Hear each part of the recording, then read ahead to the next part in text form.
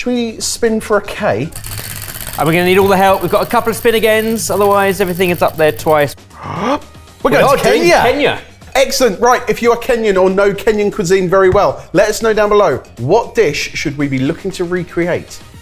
Thank you to everyone for getting involved and who suggested dishes. This is going to be fantastic. Boys, the dish that you will be creating today from a series of clues is nyama choma with ugali and sukuma.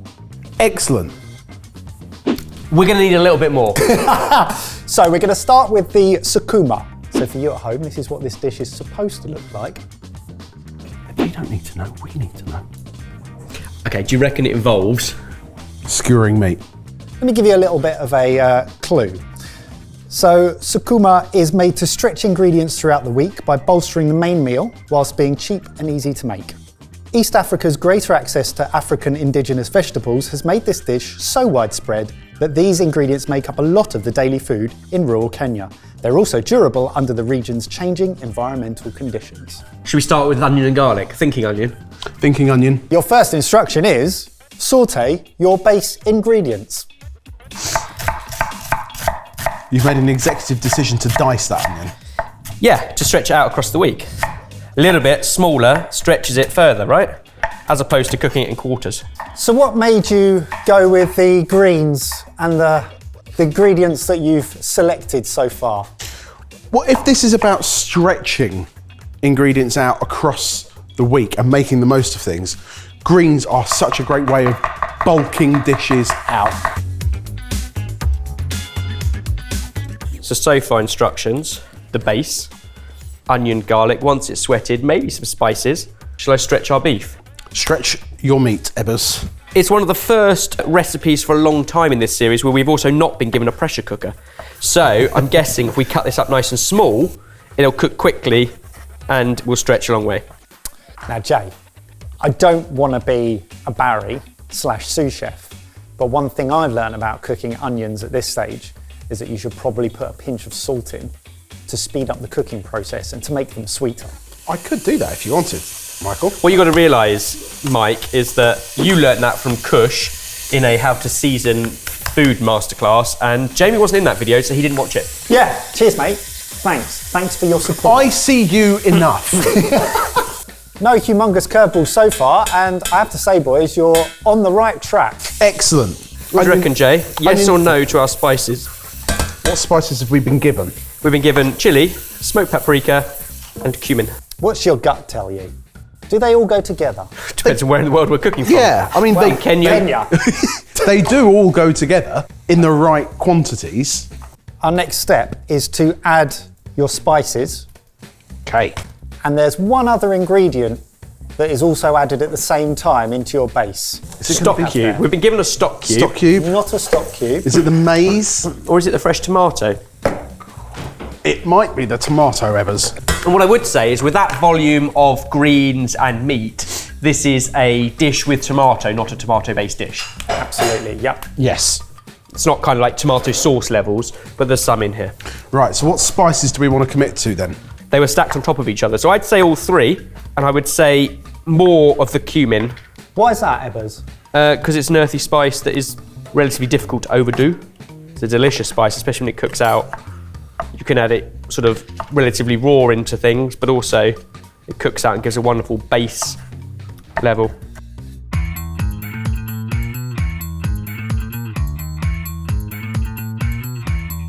Bit of smoky pea. So sukuma is a dish that generally goes hand in hand with ugali, one of your other dishes.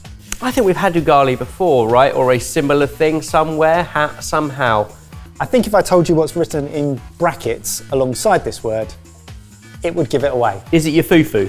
It's absolutely fufu, not my fufu, but it is corn fufu. Going in with the meat. Give that, it won't need long, maybe a 5-minute head start before the greens. I love greens that are still wonderful and green. Cooked so they're not like too crunchy, but still with a bite and still vibrant. Or are they more kind of long, slow cooked, often in like in America, for example, collard greens in like a turkey broth, where they They lose a lot of their freshness and colour because they're cooked down for 40 minutes to an hour. I wonder which way this is going. I think you're going to have to pick a lane, Ebbers. What do we think is most likely to happen traditionally in Kenya? Well, I think about the neighbouring countries of Kenya, like Tanzania, where people like the Hadza tribe are still hunter-gatherers, and it is a lot of the, therefore, indigenous grains, roots, leaves, and they can be quite hardy, so maybe need a bit more cooking. So we're going longer. Longer with stock. So we've got beef in there, beef stock cubes, some water, and cook it out that way, I think. What are you doing with that? I've put that in there. Okay. To do the greens. No, in here. You want it in there? Yeah, I reckon this is With a the one water- pot. so it's like a stew. It's a one-pot cook, I would imagine, rather than the necessity to dirty 2 pots. Again, if we're thinking about potentially cooking this over an open fire, traditionally, less washing up, right? And now we've got all that cold veg in there, which will leak lots of water itself. We can get the heat up nice and high, and like you say, get that kind of almost saute initially, and then we'll go in with some water to make a stock around the stock cube. Lovely. So while that bubbles away, why don't we move on to the ugali? Trying to remember from when we've had fufu before. What is it? It's like a dough, so it's the starchy bit, and you pap. Pap from South Africa pap is from kind South of, it's Africa. more like a polenta in its consistency. I think this is more malleable, so you can use it to pick up the other Yes, food. yeah. So what have you got there, Ebbers? So this is maize meal, and I imagine you could hydrate this in milk and add a whole bunch of sort of hard Italian cheese, and you end up with something similar to polenta, but I imagine here it's probably more a seasoned water. Yeah, absolutely bang on. And also you are bang on with the usage in using it to mop up and pick up other elements of the dish. So we've given you cornmeal here, but one of the prominent recipes from the Luya tribe would be made with sorghum or millet flour under the name obhusuma, I'm so sorry, which would have been the original flour. Sorghum is an amazing grain because it's hugely nutritious and survives really well, is really hardy in drought. So it is used so much across much of Africa, but we don't use it much in the UK. No. Would you like a clue for this element, or are you confident in making it? I think it's a ratio game, and the good thing is you can always add a bit more of either. Water, very accessible, and our kilo bag of maize, also fine if we need to add more. But I would guess 8-to-1 ratio. Correct. But it definitely needs to be thick enough to Be malleable. be like a, almost like a dough. And shape-wise, what are we thinking? Here's a photo for those of you at home. Shape-wise, In a ball? we've had a lot of recipes we've done with sort of the fufu is a big mound that people can break it off. So balls or mounds or domes. That's getting to the right consistency, isn't it? A little bit more, maybe? Yeah, I'd say a bit more. Obviously, it's also going to thicken up as it cools, and you're not going to put your hands in it now, so it's something you're going to eat probably at room temperature. I think you are very, very close. Ooh, excellent. While that cools down, shall we move on to your nyama choma? Yeah, does it involve lamb? No, it doesn't. It involves goat. Oh, excellent. Nyama choma, Kenya's national dish. Wow. So, goat. It's Swahili for a way of cooking meat, which we'll leave up to you. It's coated in spices. He's doing that how many clues to give, right? yeah. I reckon it's a spice rub on Chunks? diced or stripped. Could be strips of meat skewered and either over wood, charcoal, coals, or probably at home under a grill. Yeah. I mean, you're pretty much there. Here you go. So you can add a little bit of diced garlic and onion through your spice mixture. Now you could leave it to marinate, but a lot of the recipes that we saw, you create the rub it, grill it. Here is a photo for you guys at home. Goat leg, very similar anatomy to sheep. It looks leggy as a cut. Absolutely is. It looks like a leg of lamb. Goat leg. Slices of leg steak. The reason is that the dish is associated with the Maasai people who were a nomadic tribe who immigrated from the north to the east of the continent, and they relied on livestock, lots of marinades, lots of cooking over open fires, but there are also lots of variations to this dish in terms of using chicken, beef, sometimes even zebra and antelope. Wow. We either grate our onion and garlic, Yep. microplane it, or pound it into a paste. Because the spices make sense, but if we're adding diced onion, Yeah. it's all gonna fall off, isn't it?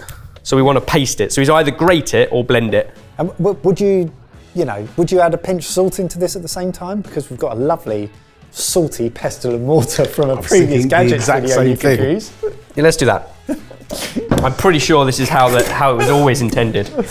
Spoiler alert, Ben absolutely loved this gadget. It's a pestle and mortar. Made of pink Himalayan salt, so you don't have to season your food. Done, I don't like it, move on.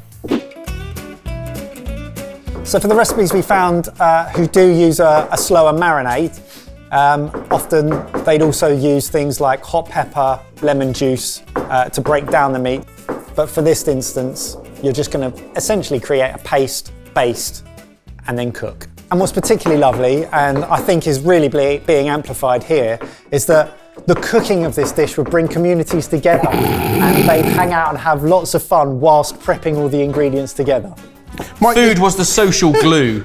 That song and dance and music would bring whole communities together. And very similar Yeah, you do to it with the your song and fingers, dance that's much going on easier. here.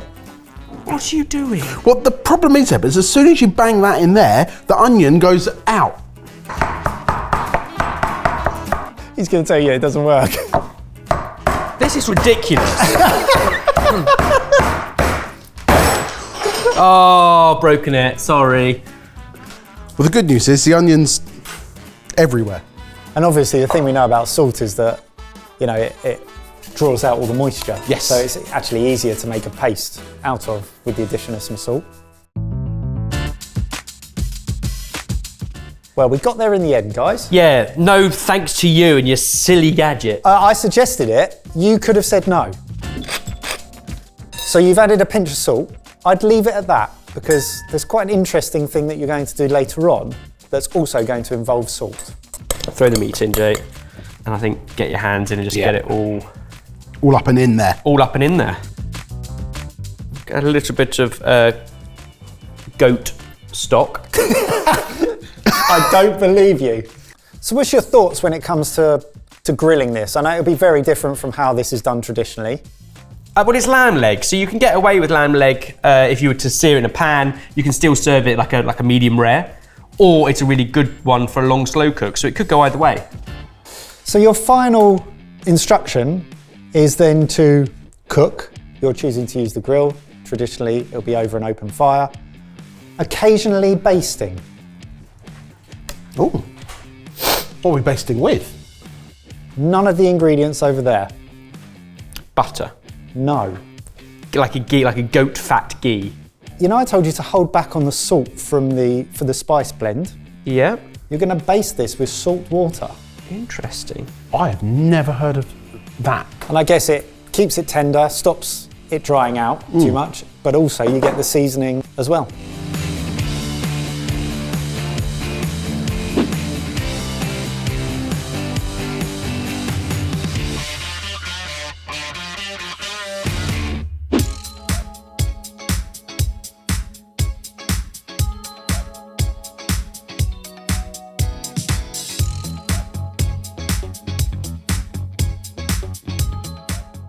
Boys, we have nyama choma with ugali and sukuma. Do we? Would you like to see? Yes. This is what they should have looked like. So the ugali looks good. Ours isn't as smooth. If we smoothed it out when it was still hot before it set, that looks pretty damn close. Yeah. We've stretched it well. And grilled meat- goat. Yeah. Well, let's see if we can get a taste of Kenya. Cheers. Cheers. Cheers.